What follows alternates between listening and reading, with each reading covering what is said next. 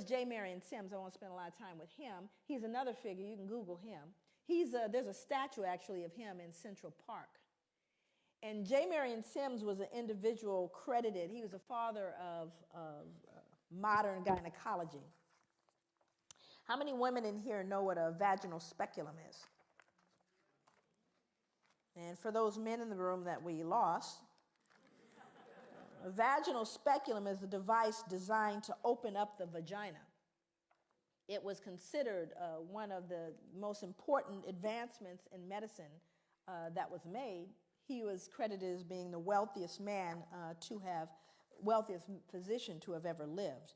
And what's interesting about him, look at the medals pinned on him. I was just very curious about how it was they regarded this man, because no one ever really looked at how did he come up with that vaginal speculum. The way he did it was he actually worked on unanesthetized, did experiments on unanesthetized slave women. He created a makeshift hospital in his backyard in the mid-1800s. He built the first vaginal speculum from a pewter spoon. And he reasoned that slave women were able to bear great pain, meaning we don't need any anesthesia, because their race made them more durable, and thus they were well suited for painful medical experimentation. We didn't even, because we didn't feel like other women could feel. This man would cut into women, cut into them, and just said, well, since they're black, they don't really feel it. Unbelievable.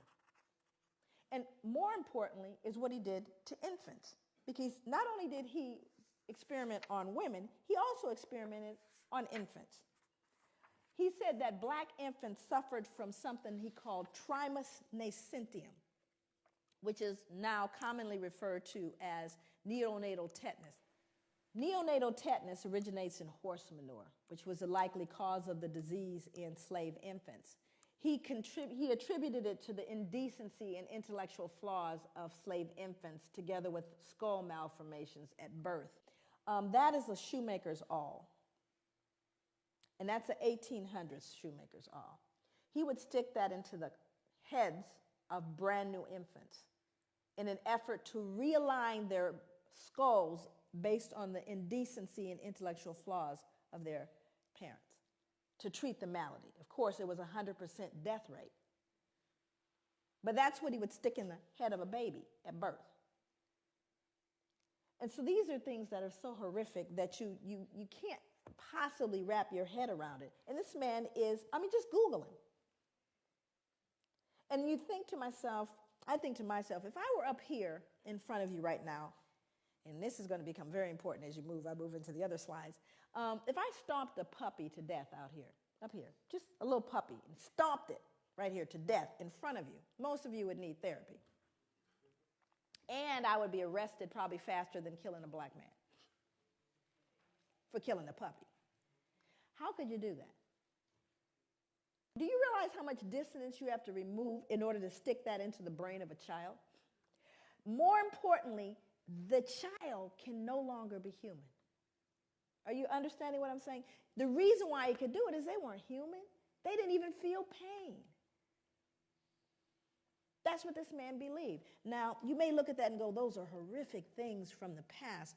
There's a book out right now, not table reading. It's called Medical Apartheid.